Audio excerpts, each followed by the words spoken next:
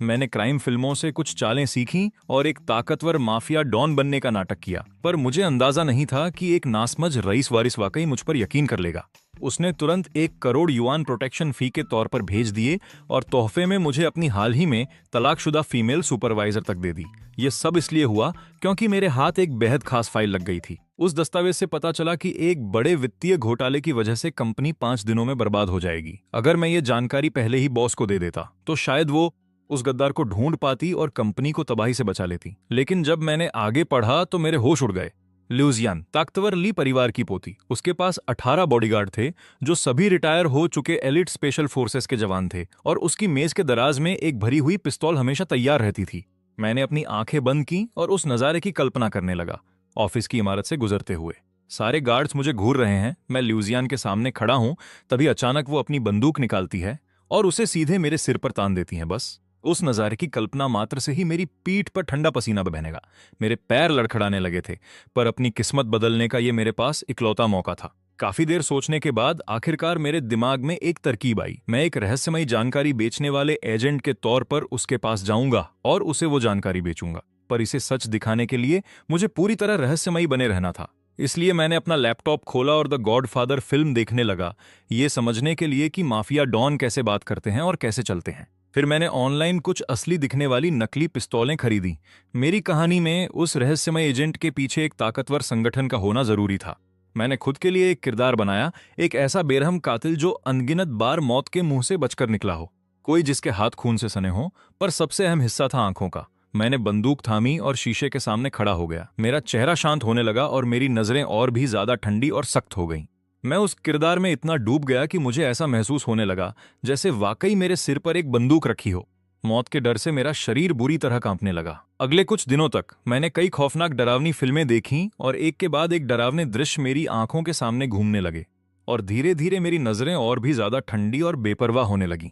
और देखते ही देखते आखिरी दिन आ ही गया।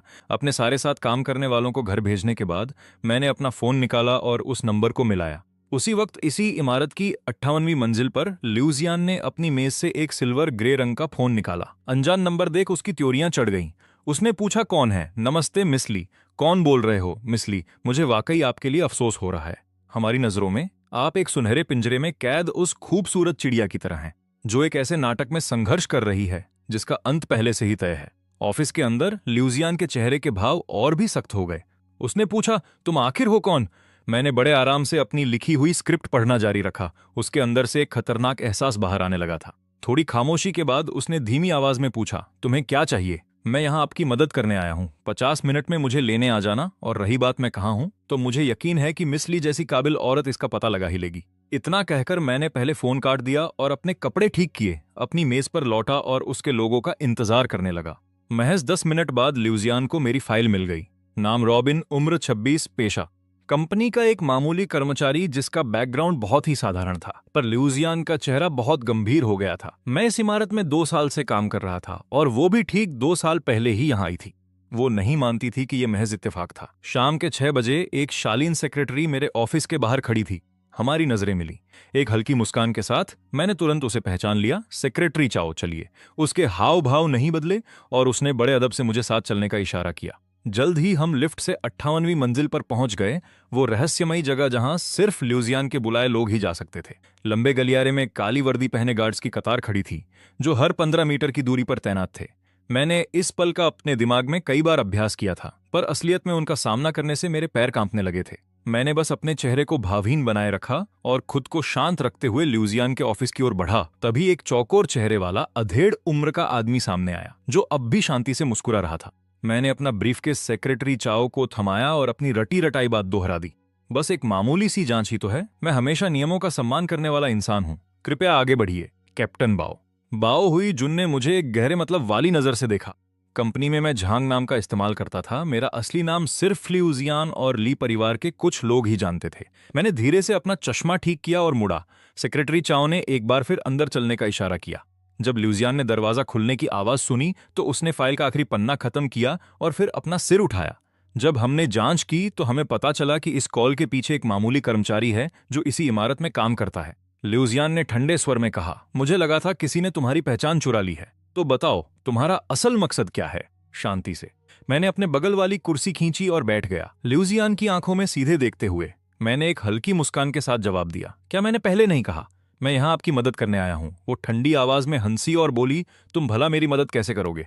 मेरे लिए सॉन्ग्स को खत्म कर दोगे? ये नामुमकिन नहीं है। मैंने शांति से कहा, बस आपको मेरी औरत बनने के लिए राजी होना होगा। जैसे ही ये शब्द मेरे मुंह से निकले, ल्यूजियान का चेहरा एकदम बर्फ की तरह ठंडा पड़ गया। उसने दराज खोली, वो सिल्वर पिस्तौल निकाली और उसकी काली नली सीधे मेरे माथे पर टिका दी। उसने पूछा, तुम्हें किसने भेजा है? उसकी उंगली की एक हल्की सी हरकत और मेरा सिर तरबूज की तरह फट जाता, पर मेरी पलक तक नहीं झपकी। इसके बजाय मेरी नजरें धीरे धीरे उसके खूबसूरत बदन पर घूमने लगीं और मैंने शांति से कहा, एक कोल्ड एम 2000 पिस्तौल। तुम्हारे दादाजी ने ये तुम्हें बचपन में जन्मदिन के तोहफे के तौर पर दी थी। उस दिन ल्यूजियान गुओ ने तुम्हें अपनी गोद में उठाया था और गर्व से कहा था कि कौन कहता है कि बेटियां बेटों से कम होती हैं। आज से मेरी पोती ल्यूजियान ली परिवार की शेरनी होगी। ल्यूजियान के चेहरे के भाव तुरंत बदल गए। उसके चेहरे पर हैरानी और यकीन न करने वाले भाव तैरने लगे, क्योंकि उस पल की गवाह सिर्फ वो और उसके दादाजी ही थे। अब तो शायद उसके दादाजी भी इस बात को भूल चुके होंगे। कुछ देर बाद उसने धीरे से बंदूक रख दी और वापस बैठ गई। उसने कड़वेपन से कहा, अब मुद्दे की बात पर आते हैं। मैं थोड़ा सीधा होकर बैठा। मैं अपना परिचय फिर से दे दूं। मैं जानकारियों का सौदागर हूं, एक ऐसा इंसान जो उन लोगों को खुफिया जानकारी बेचता है जिन्हें इसकी सबसे ज्यादा जरूरत होती है। मेरा सरनेम ल्यूजियान है। आप मुझे मिस्टर ल्यूज कह सकती हैं। पिछले 2 सालों से सॉन्ग्स ल्यूजियान गुपचुप तरीके से आपके आसपास एक के बाद एक जासूस तैनात कर रहा है। भले ही आप दोनों ने मुकाबले के लिए अलग रास्ते चुने हों, पर आपकी कंपनी च्वान्हा इस वक्त काफी तेजी से ऊपर जा रही है। सॉन्ग्स ल्यूजियान अब और शांत नहीं बैठ सकता। जब मैंने पूरी जानकारी दे दी तो ल्यूजियान ने मेरी तरफ ठंडी नजरों से देखा और सिर्फ 2 शब्द पूछे, कितने पैसे? मैं आपको छूट दूंगा, 1 करोड़। ल्यूजियान ने एक पल के लिए भी नहीं सोचा। सौदा तुरंत पक्का हो गया। फिर मैंने एक कलम और कागज लिया और उन कुछ नामों के साथ उनसे जुड़े सबूत भी लिख दिए। आखिर में मैंने अपना बैंक अकाउंट नंबर छोड़ दिया। चाओ चाओ, मेरे ऑफिस में आओ, ल्यूजियान ने कहा। 2 मिनट के अंदर चाओ चाओ ने अदब से दरवाजा खोला और अंदर आ गई। ल्यूजियान की आवाज बर्फ से भी ज्यादा ठंडी थी। पिछले 2 सालों में तुमने सॉन्ग्स यूवेन से 50 लाख लिए हैं। चाओ चाओ को सॉन्ग्स यूवेन ने उसकी मजबूत मानसिक सहन शक्ति की वजह से ही चुना था। फिलहाल तो ये बताओ कि आपको ये कहां से पता चला? उसने बड़े इत्मीनान से कहा, मैं अपने सारे बैंक खाते और पैसों का रिकॉर्ड दिखाने को तैयार हूं। आप खुद उनकी जांच कर सकती हैं। और लीजीन फेई, पाम लेओंग और फंगडैन के बारे में क्या ख्याल है? ल्यूजियान ने अपनी बात जारी रखी। तुम सबकी हिम्मत तो देखो, मेरी नाक के नीचे ही मुझे धोखा दे रहे थे। जैसे जैसे एक एक नाम सामने आया, चाओ चाओ ने अपनी आंखों की घबराहट छिपाने की पूरी कोशिश की, पर डर की वो एक छोटी सी झलक ल्यूजियान की नजरों से नहीं बच सकी। तभी अचानक धाएं, ऑफिस के अंदर गोली चलने की गूंज सुनाई दी। मैंने अपनी आंख का कोना पोंछा और अपनी उंगलियों पर खून लगा देखा। चाओ चाओ के होंठ कांप रहे थे, जैसे वो कुछ समझाना चाहती हो, पर उसका शरीर पीछे की ओर गिर गया। वो मेरे कदमों में जा गिरी। ये मेरी जिंदगी में पहली बार था जब मैंने इतनी नजदीक से गोली चलते देखी थी। मेरे शरीर का एक एक रोंगटा खड़ा हो गया था। मैं बुरी तरह डरा हुआ था, पर मैं इसका जरा भी एहसास नहीं होने दे सकता था। मेरे चेहरे पर अब भी वही हल्की मुस्कान बनी हुई थी, जिसे मैंने बड़ी मुश्किल से बरकरार रखा था। ल्यूजियान पूरी तरह शांत थी। उसने बड़ी सफाई से पिस्तौल वापस दराज में रख दी। उसने माफी मांगी कि मुझे ये सब देखना पड़ा। मैंने तारीफ करते हुए कहा कि मिस ली वाकई ली परिवार की शेरनी होने के खिताब पर खरी उतरती हैं। मैंने ये बात तारीफ के लहजे में कही। बहुत कम लोगों में ऐसा कड़ा फैसला लेने की हिम्मत होती है। ये सुनकर ल्यूजियान आखिरकार हल्का सा मुस्कुराई। उसने फिर दराज से एक और फोन निकाला और स्क्रीन पर कुछ दबाया। मिस्टर ल्यू, हमारे सौदे के पैसे पहले ही भेज दिए गए हैं। आपके साथ काम करके अच्छा लगा, तो अब मैं आपको और परेशान नहीं करूंगा। मिस ली ने कहा कि कोई आपको बाहर तक छोड़ देगा। जैसे ही मैं जाने के लिए उठा, मुझे कुछ खौफनाक दिखा। चाओ शियाओवी का बेजान चेहरा अब भी सीधे मुझे घूर रहा था। उसकी आंखें फटी की फटी रह गईं। मेरा दिल पागलों की तरह धड़कने लगा। पर मैंने अपनी नजरों के कोने से देखा कि ल्यूजियान मुझे बड़े गौर से देख रही थी। तो मैंने खुद को शांत रखा और लापरवाही से अपने पैर से उस लाश के सिर को एक तरफ कर दिया और ऑफिस के दरवाजे की ओर बढ़ा। ल्यूजियान रुकी और बोली कि आपको घर छोड़ने के लिए गाड़ी तैयार है। पर मैं हल्का मुस्कुराया और कहा कि अगर हो सके तो मैं मेट्रो से जाना पसंद करूंगा। पर जाहिर था कि यह मना करने का सही वक्त नहीं था। जल्द ही बाओ हुई जुन मुझे पार्किंग में ले गया और मुझे एक काली मेबैक की तरफ ले गया। पर जैसे ही मैंने दरवाजा खोला और कार में कदम रखा, मैं सन्न रह गया। पीछे की सीट पर बिजनेस सूट पहने एक खूबसूरत औरत बैठी थी। उसकी आंखों पर काले कपड़े की पट्टी बंधी थी। इसके बावजूद मैंने उसे तुरंत पहचान लिया। वो लिन शुई यू थी, वो सुपरवाइजर जिसे मैं छुप छुप कर पसंद किया करता था। बैठने के बाद मैंने चुपचाप राहत की एक लंबी सांस ली। इस सौदे के दौरान मुझे अपने बारे में एक ऐसी बात पता चली जो मुझे पहले कभी नहीं मालूम थी। ऐसा लग रहा था कि स्थिति जितनी ज्यादा खतरनाक और तनावपूर्ण होती, मैं ऊपर से उतना ही शांत और समझदार दिख सकता था। जब मैं नाटक जारी रखने की योजना बना ही रहा था, तभी वाइन रेड रंग की हाई हील पहने एक पैर धीरे से मेरी पिंडलियों से टकराया। उस पैर की मालकिन घबराई हुई लग रही थी। उसके पैर की उंगलियां कांप रही थीं और वो बार बार मेरे पैर को छू रही थीं। क्योंकि लिन शुई यू की आंखों पर पट्टी बंधी थी, उसे जरा भी अंदाजा नहीं था कि मैं असल में उसका साथ जूनियर कर्मचारी हूं। तभी वो बड़े प्यार से बोली, मैडम ने कहा कि अगर आप चाहें तो आज रात मैं आपका तोहफा हूं, और उन्होंने ये भी कहा कि आप जहां भी जाएं बेझिझक मेरा लुत्फ उठा सकते हैं। मैं तैयार हूं। उसने धीरे से अपनी बात पूरी की। मेरा नाम लिन शुई यू है। मैं कंपनी में एडमिनिस्ट्रेटिव सुपरवाइजर हूं। मेरी उम्र 33 साल है, लंबाई 173 सेंटीमीटर और वजन करीब 62 किलो है। मेरी शादी 3 साल पहले हुई थी, पर मेरे पति की 2 साल पहले एक कार हादसे में मौत हो गई थी। बस इतना ही। आधे घंटे बाद गाड़ी एक पुराने रिहायशी इलाके के बाहर रुकी। मैं अपना ब्रीफकेस लेकर बाहर निकला और खुद को शांत दिखाने की कोशिश करने लगा, पर मेरी सांसें भारी होती जा रही थीं और उन्हें छिपाना मुश्किल हो रहा था। अंधेरी सीढ़ियों में पहुंचने के बाद ही मैं एक साथ दो दो सीढ़ियां चढ़कर ऊपर भागा।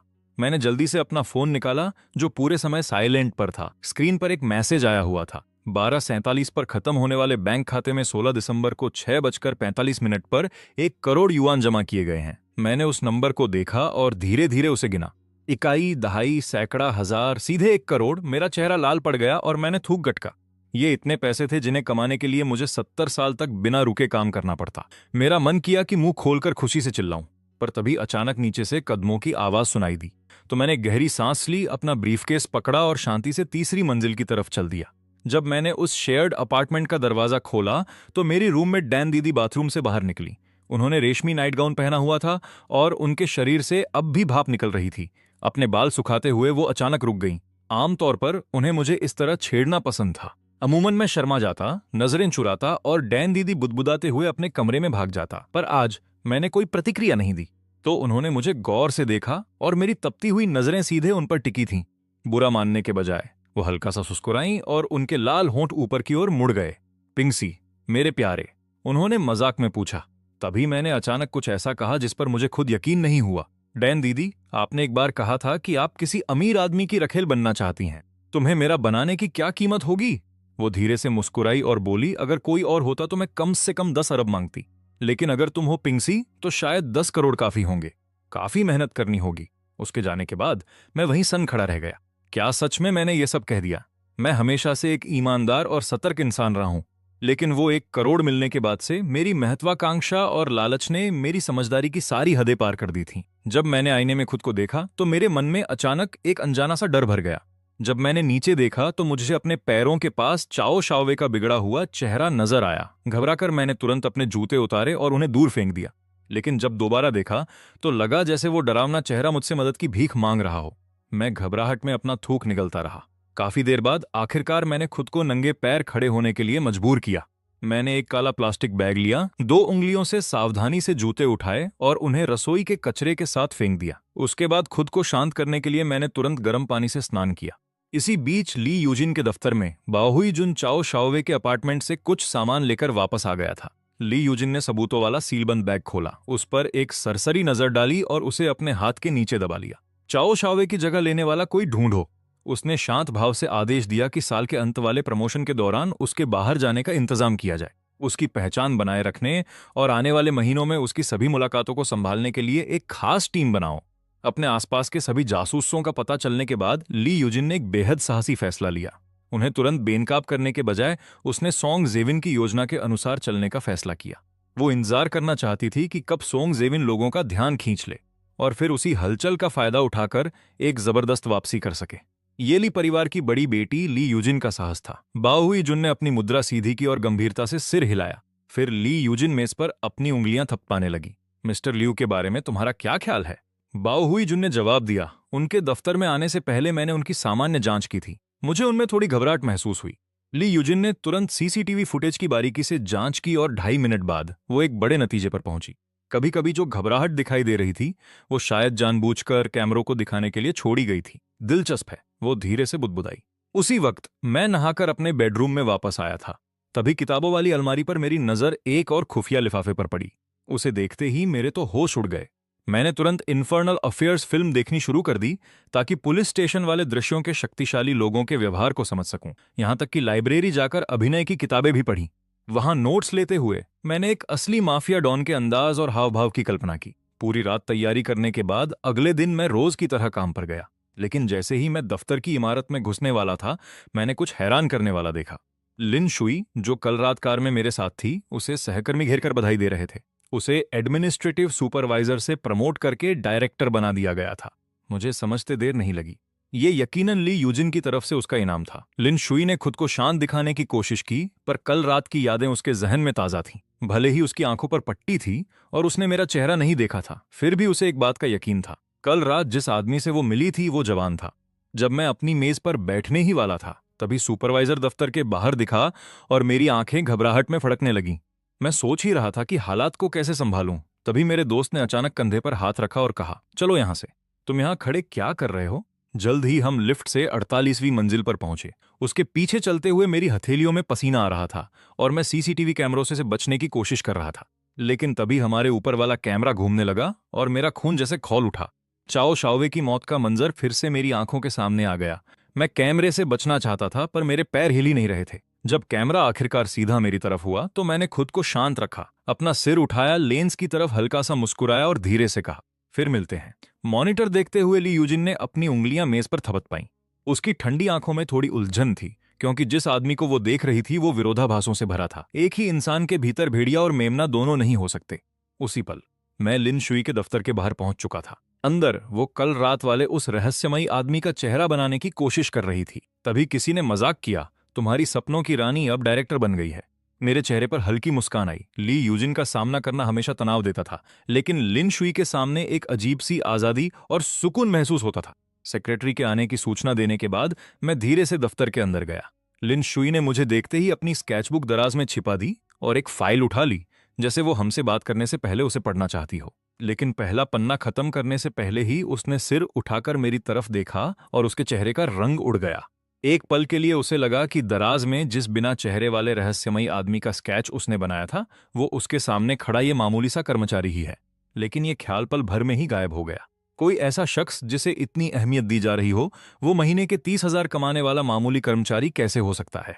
खुद को संभालते हुए उसने मेरी तरफ देखा और दृढ़ता से कहा, हमारी कंपनी के प्रमोशन कैंपेन में आपकी फर्म वुमाओ कल्चर इस प्रोजेक्ट के एक बहुत ही अहम हिस्से के लिए जिम्मेदार है। हम तीनों काम की चर्चा में गहराई से डूब गए, लेकिन तभी बातचीत के बीच में सेक्रेटरी ने दरवाजा खटखटाया और किसी मीटिंग के लिए सबको बुला लिया। दफ्तर में अब सिर्फ लिन शुई और मैं रह गए थे। उस वक्त लिन शुई ने अनजाने में अपना हाथ अपने चेहरे के सामने उठाया और अपनी उंगलियों के बीच से सामने बैठे जवान लड़के को देखने लगी, और अचानक उसे कुछ ऐसा महसूस हुआ जिसने उसे चौंका दिया। उसकी परछाई बिल्कुल उसी रहस्यमयी चेहरे से मिल रही थी जिसे उसने थोड़ी देर पहले बनाया था। उसकी आंखों में एक चमक आ गई। उसे धुंधला सा याद आया कि कल रात वाले उस आदमी के कान के पीछे एक छोटा सा निशान या तिल था। अपने शक को पुख्ता करने के लिए उसने अचानक बात बदल दी और कहा, मिस्टर लियू, अलमारी के ऊपर एक फाइल है जहां तक मेरा हाथ नहीं पहुंच पा रहा। क्या आप उसे उतारने में मेरी मदद करेंगे? मैंने सीधे उसकी आंखों में देखा और सिर हिलाया। वो मेरे पास आई और ऊपर वाली शेल्फ की तरफ इशारा किया। उसकी नजरें मेरे दाहिने कान पर टिकी थीं, पर जैसे ही वो अपना शक दूर करने वाली थी, तभी दफ्तर का दरवाजा फिर से खटखटाया गया। उसने दस्तक को अनसुना कर दिया और ऊपर देखती रही, पर तब तक मैंने फोल्डर उतार लिया था और उसकी तरफ मुड़ चुका था। सेक्रेटरी ने फिर से दरवाजा खोला। डायरेक्टर लिन, डायरेक्टर काई को अभी एक मीटिंग के लिए आपकी जरूरत है। लिन शुई ने सिर हिलाया और मजबूरी में उसे जाना पड़ा। अब उस बड़े से दफ्तर में सिर्फ मैं अकेला था। पहले सबको बाहर बुला लिया गया और फिर लिन शुई को भी। यह साफ तौर पर कोई इत्तेफाक नहीं था। मैंने जो जानकारी पढ़ी थी उसके मुताबिक ली यूजिन के अंदर नियंत्रण की बहुत तीव्र इच्छा थी, जिसका मतलब था कि वो शायद अभी अपने दफ्तर से मुझ पर नजर रख रही थी। सबसे जाहिर दिशा मेरे ठीक सामने वाली थी, इसलिए मैंने सीधे सामने देखा और हल्का सा मुस्कुरा दिया। उधर ली यूजिन सीसीटीवी फुटेज देख रही थी। उसने स्क्रीन को इतना जूम किया कि मेरी नोटबुक पर लिखा एक एक शब्द साफ दिखने लगा। डिजाइन की जरूरतें और पेशेवर स्केच साफ साफ दिख रहे थे। पहली बार उसके खूबसूरत और सख्त चेहरे पर उलझन और सावधानी के भाव आए। अगर लियू पिंग के पीछे वाकई कोई शक्तिशाली संगठन था, तो इतनी बारीकी से घुल मिल जाने वाले जासूस का मतलब था कि उसके पीछे की ताकत और इरादों का अंदाजा लगाना नामुमकिन था। उसने तुरंत स्क्रीन बंद की और 2.5 मिनट बाद वो लिन शुई के दफ्तर का दरवाजा खोलकर अंदर आ गई। मैंने सावधानी से शब्द चुने और शांति से कहा, मिस ली मुझसे मिलना चाहती हैं? उसने जवाब दिया, जरूर, मैं तुमसे कभी भी मिल सकती हूं, लेकिन तुम्हारे जैसे होशियार लोगों से बात करने में मजा नहीं आता। वो हल्का सा मुस्कुराई और बोली, मैं सीधी बात करती हूं। मिस्टर लियू, इस बार आपने मेरी बहुत बड़ी मदद की है। क्या आप मेरे साथ डिनर पर चलकर मुझे सम्मान देंगे? उनकी नजरें खुद पर महसूस कर मैं मना करना चाहता था। डिनर एक निजी माहौल होता है जहां बहुत सारी बारीकियां सामने आ सकती हैं, और अगर ली यूजिन ने कोई औपचारिक वेस्टर्न डिनर रखा जिसके बारे में मुझे कुछ नहीं पता, तो मेरी पोल खुल सकती थी। पर इसके बजाय मैं धीरे से हंसा और नरमी से उनका हाथ थाम लिया। तो फिर मुझे इसका इंतजार रहेगा। उन्हें दफ्तर से जाते हुए देखने के बाद ही मैंने चैन की सांस ली। मैं तुरंत बाथरूम की तरफ भागा, खुद को अंदर बंद किया और फोन पर वेस्टर्न डिनर के तौर तरीके ढूंढने लगा। लेकिन जैसे ही मैंने पहला पन्ना खोला, मैं सुन रह गया। French style, Italian style, British style, वहां सूप और न जाने क्या क्या था। मैंने तुरंत फोन बंद कर दिया, क्योंकि बनावटी बनने से बेहतर ये कहना होगा कि मैंने ये पहले कभी नहीं खाया। बाद में वादे के मुताबिक मैं पार्किंग में पहुंचा, जहां एक मर्सिडीज इंतजार कर रही थी। मुझे देखते ही ली यूजिन ने अपने हाथ में थामे कागजात से नजरें हटाईं। लियो, हम फिर मिल गए। शब्द वही थे, लेकिन इस बार उनके लहजे में एक अजीब सी कशिश थी। ली यूजिन वाकई कई चेहरों वाली महिला थी। मिस ली जैसी औरत का मुझे याद रखना मेरे लिए बड़े सम्मान की बात है, मैंने कहा। पर उसने बात आगे नहीं बढ़ाई और जल्द ही अपना ध्यान फिर से उन कागजात पर लगा दिया जो उसके हाथों में थे। मैंने खिड़की के बाहर देखा और अपनी घबराहट को शांत करने की कोशिश करने लगा, लेकिन अचानक मुझे गाड़ी की खिड़की में ली यूजिन के कोमल पैरों का अक्स दिखाई दिया। बस एक नजर और मैं अपनी आंखें वहां से हटा नहीं पाया। किसी की बनावट इतनी सटीक कैसे हो सकती है? मेरा मन उसे छूने का करने लगा।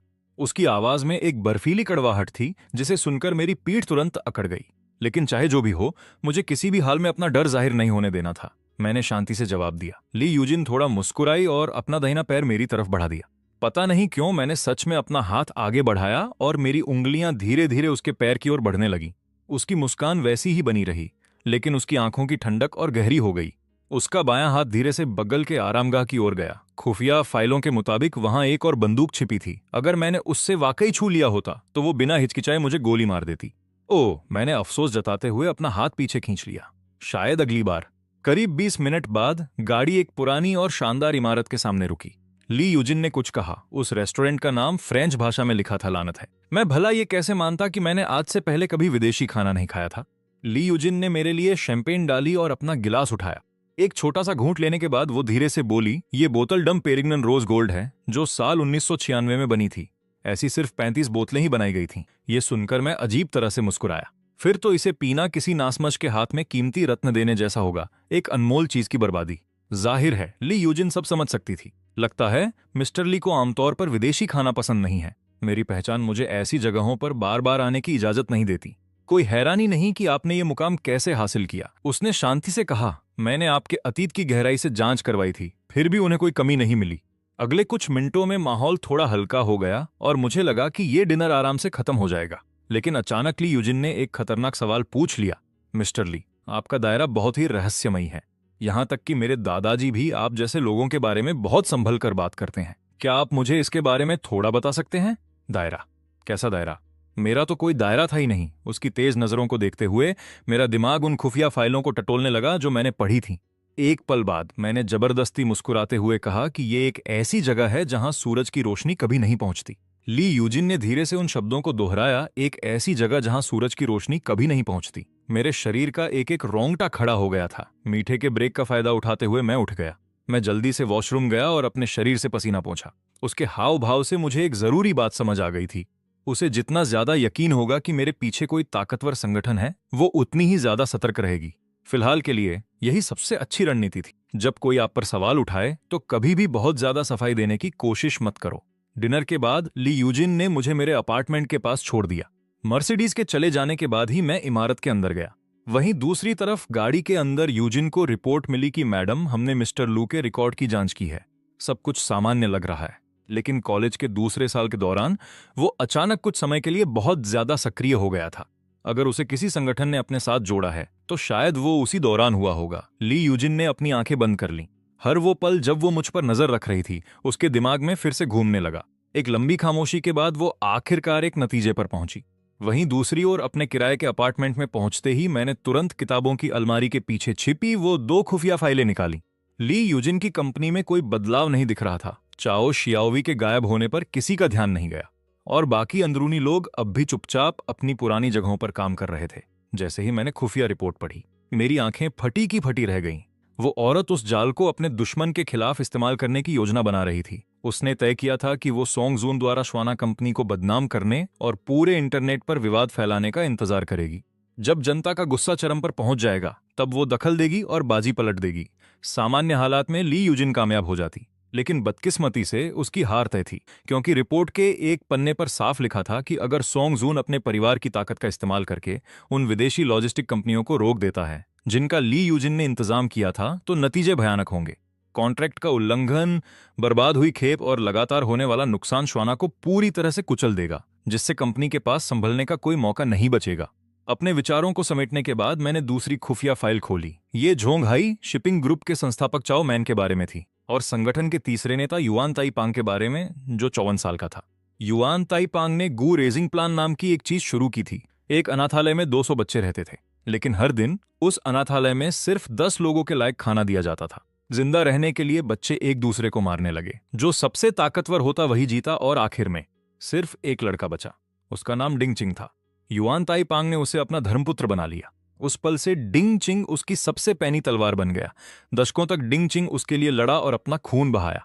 लेकिन डिंग चिंग ने कभी नहीं सोचा था कि जिस आदमी पर उसने सबसे ज्यादा भरोसा किया, वो तथाकथित पिता ही उसकी पत्नी और बच्चे की हत्या का मास्टरमाइंड था। जब मैं रिपोर्ट के इस हिस्से पर पहुंचा तो मेरा दिल उत्साह से तेजी से धड़कने लगा। अगर मैं डिंग चिंग को सच बता दूं और युआन ताइपांग को खत्म करने के लिए उसका इस्तेमाल करूं, तो डिंग चिंग ग्रुप का नया नेता बन सकता है। और एक बार ऐसा हो गया तो मैं ग्रुप की शिपिंग ताकत का इस्तेमाल करके युआन के लॉजिस्टिक संकट को सुलझा सकता हूं और साथ ही साथ ये मेरे ऊपर उसके शक और जांच को भी खत्म कर देगा। अगली रात मैं डिंग चिंग के बार पहुंचा। मैं आपकी क्या मदद कर सकता हूं? एक कर्मचारी ने पूछा। मैंने कहा कि मुझे मिस्टर डिंग चिंग से मिलना है। वो आदमी वापस आया और मुझे एक निजी कमरे में ले गया। मैंने एक गहरी सांस ली। इससे पहले कि मैं कमरे में नजर भी घुमाता, एक लंबा सा साया अचानक मेरे सामने आया। एक भारी हाथ ने मेरा सिर पकड़ा और उसे सीधे दरवाजे के बीच लगे कांच के पैनल पर दे मारा। कांच के टुकड़े टुकड़े हो गए। मेरे सिर के पिछले हिस्से से गर्म खून बहने लगा और एक पल के लिए मेरी नजरों के सामने धुंध छा गई। फिर मैंने उस अधेड़ उम्र के आदमी को अपने सामने खड़ा देखा। वो एक गुस्से से भरे जानवर जैसा लग रहा था। दर्द, डर और खौफ सब एक साथ मेरे अंदर दौड़ गए। लेकिन वो एहसास उतनी ही जल्दी गायब भी हो गया, क्योंकि ये स्थिति ठीक वैसी ही थी जैसा मैं चाहता था। डिंग चिंग की तरफ देखते हुए मैंने एक हल्की मुस्कान दी जिसमें उसके लिए दया छिपी थी। डिंग चिंग, क्या तुमने कभी ट्रूमैन शो के बारे में सुना है? डिंग चिंग के चेहरे के भाव नहीं बदले। उसके अंदर गुस्सा साफ बढ़ रहा था। उसने लगभग फिर से मेरा सिर पकड़कर दीवार पर मारने की कोशिश की, लेकिन आखिर में उसने मुझे छोड़ दिया। तुम क्या कहना चाह रहे हो? क्या तुम्हें अंदाजा भी है कि तुम्हें इसकी क्या कीमत चुकानी पड़ेगी? मेरी बात खत्म होने से पहले ही डिंग चिंग के कई आदमी गुस्से में खड़े हो गए, लेकिन डिंग चिंग ने हाथ उठाकर उन्हें रोक दिया। मैं भीड़ के बीच से निकला, सोफे पर बैठ गया और शांति से एक गिलास शैंपेन पी। फिर मैं रूखी आवाज में बोला, मेरा सुझाव है कि इस कमरे में मौजूद हर कोई अपने फोन दूर रख दे। कमरे में मौजूद आदमियों और औरतों ने अपने फोन मेज पर रख दिए, लेकिन मैं अब भी संतुष्ट नहीं था। मेरी नजर एक और अधेड़ उम्र के आदमी पर गई। इस बार डिंग चिंग का चेहरा उतर गया। वो आदमी उसका सबसे करीबी दोस्त था। वो दोस्त जिसके साथ उसने कंधे से कंधा मिलाकर लड़ाई लड़ी थी और एक दूसरे के लिए अपनी जान जोखिम में डाली थी। भाई चिंग, उस आदमी ने मेज पर अपना फोन रखते हुए धीरे से कहा। डिंग चिंग चलकर आया और मेरे बगल में बैठ गया। अगर तुम आज रात अपनी बात साबित नहीं कर पाए, तो उसने ठंडे लहजे में कहा, तुम इस कमरे से जिंदा बाहर नहीं जाओगे। मैं शांति से मुस्कुराया। मुझे तुम्हें एक कहानी सुनाने दो। इस कहानी के 2 पहलू हैं। पहला पहलू है साल 1996 की वो सर्दियां, जब एक 14 साल का अनाथ लड़का भूखा मरने वाला था। मेरी आवाज धीमी हो गई, जिससे कहानी में एक भारीपन आ गया। कमरे में ज्यादातर लोग उलझन में लग रहे थे, लेकिन डिंग चिंग की पलकें हल्की सी झपकी। वो दूसरा अधेड़ उम्र का आदमी भी कुछ सोच में डूबा हुआ लग रहा था। मैंने अपनी बात जारी रखी। उस साल वो अनाथालय जो आमतौर पर सर्दियों का सामान देता था, उसने अचानक बच्चों का खाना कम कर दिया और कोई नहीं जानता था कि इसकी शुरुआत किसने की। लेकिन अगर आप जीना चाहते थे तो आपको लकड़बग्घों के झुंड की तरह खाने के लिए लड़ना पड़ता था। अनाथों ने मजबूर होकर गुट बनाने शुरू कर दिए। उस 14 साल के लड़के ने चुपके से अपना खाना उस कमजोर बच्चे को दे दिया जिसका राशन चोरी हो गया था। फिर वो अकेले ही दूसरे समूहों से सामान के लिए लड़ने निकल गया। लेकिन एक इंसान कई लोगों से नहीं लड़ सकता था। आखिरकार उसे बुरी तरह पीटा गया। जैसे ही उसकी आंखों की रोशनी बुझने वाली थी, अचानक उसके सामने एक लंबा सा साया दिखाई दिया। मैं चुप हो गया। ये देखने के बाद कि डिंग चिंग अब भी खामोश है, मैंने दूसरे पहलू के साथ अपनी बात जारी रखी। वो 54 साल का था। साल 1996 की सर्दियों में युआन ताइपांग ने गू रेजिंग प्लान का प्रस्ताव रखा था। शहर के अनाथालयों ने सामान की आपूर्ति में कटौती करना शुरू कर दिया। जिंदा रहने के लिए बच्चों के पास एक दूसरे से लड़ने के अलावा कोई चारा नहीं था। इस बीच उस आदमी ने बीज बोए और ध्यान से देखा कि इस क्रूर मुकाबले में किन बच्चों ने सबसे ज्यादा हुनर दिखाया। जैसे ही मैंने अपनी बात खत्म की, डिंग चिंग ने अचानक ऊपर देखा। उसकी आंखें फटी की फटी रह गईं। आंखों की सफेदी में खून उतर आया था, लेकिन मैं बस शांति से मुस्कुराता रहा। उसके अंदर का गुस्सा धीरे धीरे शांत हो गया।